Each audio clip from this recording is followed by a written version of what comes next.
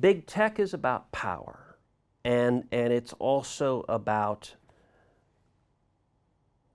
virtue signaling. It's about showing that you're morally self-righteous. And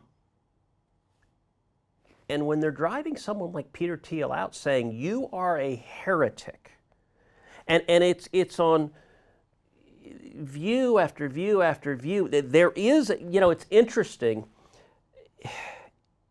It's a religious fervor. Mm-hmm. It's become the new religion. Wokeness is, and by the way, no one can be too pure. I mean, there's an element of like Robespierre setting up the guillotine, where they will come after if someone is only 99% woke. Well, the 1%'s coming after them. Yep.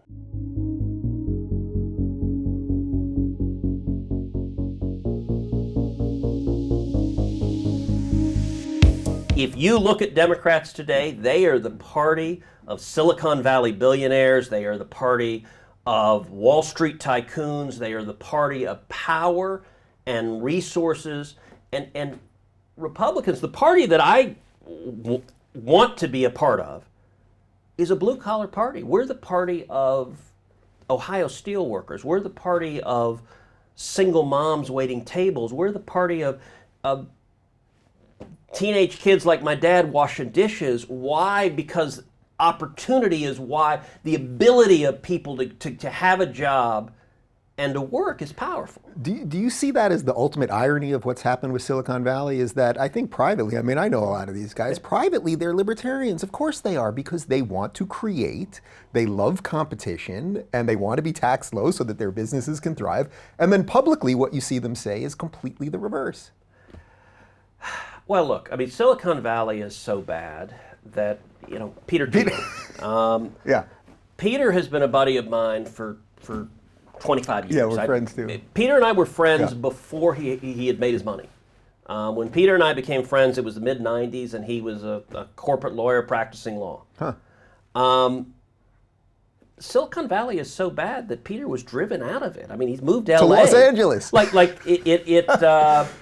You know something's wrong when you're coming to LA for a safe haven from the left. And there's big tech is about power, and it's also about virtue signaling. It's about showing that you're morally self-righteous. And when they're driving someone like Peter Thiel out saying, you are a heretic, and it's on view after view after view. There is, it's interesting. It's a religious fervor. Mm-hmm. It's become the new religion. Wokeness is, and by the way, no one can be too pure. I mean, there's an element of like Robespierre setting up the guillotine, where they will come after if someone is only 99% woke. Well, the 1%'s coming after them. Yep. And that's... Well, we see that with all these Hollywood people, right? Because no matter how much they beg, they think it's going to spare them. But it's not going to be the angry Trump supporters who come to burn down their mansions. It's going to be these other guys, no matter what penance you offer them. But that sort of gets back to what I was asking you before about, do you think that because the worldview is bereft of anything other than politics, that the hole it leaves actually... it leaves you with, what people would say is a God-shaped hole, that there is no sort of spiritual anything there. So you become the very thing that you hate, in essence. Yeah, I'm not sure big tech hates it all that much. So I actually think, tech started out as, and by the way, my parents are both mathematicians and computer programmers. So I mean, I was raised in a techie world. Mm-hmm. Their small business was a seismic data processing company. My parents were programming. I mean, my mom started as a programmer in 1956. Wow. I mean, really the dawn of computers. I think tech started out, you had people, let's say Mark Zuckerberg, drops out of college, goes and starts Facebook, who they're just trying to build a business and they're doing their own thing. And big tech didn't start out all that political. Mm-hmm. It was go, hey, play foosball in the office and wear shorts and flip-flops and go innovate and be disruptive. The whole disruptor thing is a big part of the ethos. Mm-hmm. And early on, I don't see Silicon Valley as deeply political. It's more recently, and it's a clothing of protection. For one thing, these guys are the modern day robber barons. I mean, the vast amount of wealth as these plutocrats live in, they're owning islands and flying massive jets and just... They've got walls around those houses, don't they? They have. Isn't that bizarre? And security with guns? It's all very confusing. And it all becomes just... I actually don't think they care that much about this, but they don't want to be rejected by the mob. Mm-hmm. I think it's much more a protective shield, and the world of social media becomes self-reinforcing, where, we used to have homogenizing institutions of whether it was church or school or the Rotary Club, where, you might be a Democrat, but you knew some Republicans. You might be a Republican, you knew some Democrats. You might be Christian or Jewish or Muslim, but you knew people of different faiths, and it was not... On social media now, anyone who disagrees gets unfriended. And it becomes this echo chamber where everyone has the same view. Mm-hmm. And when I look at our democracy, what I worry about is there aren't shared facts anymore. Yeah. The left is listening to left-wing websites, they're listening to their own facts. The right is listening to right-wing websites. By the way, look, Fox is every bit as one-sided, as biased as MSNBC is, and neither one of them are actually having an objective conversation. That, I worry about what that's doing to our country. Do you ever get invited on MSNBC anymore? I haven't been in a while. I mean, I've done Chris Matthews. Well, he's gone. He's gone. Yeah, they drove him out. You're right. Yeah. So the last time you were invited by the guy who they took out. The last time I did it, Chris Hayes interviewed me. We did a thing called TribFest. The Texas Tribune does this big. So I did an hour interview, and I agreed to that. And we actually had a good. Actually, that was a good substantive conversation.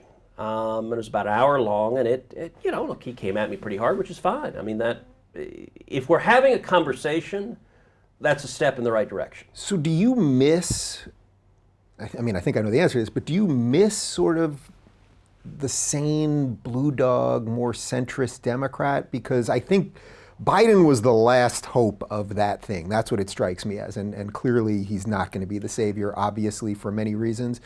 But Jordan Peterson talks about this a lot, that you want this healthy tension between the left and the right. And it's like, look, I know I'm new to the right, so maybe I don't see some of the problems that you guys have been around, so you see.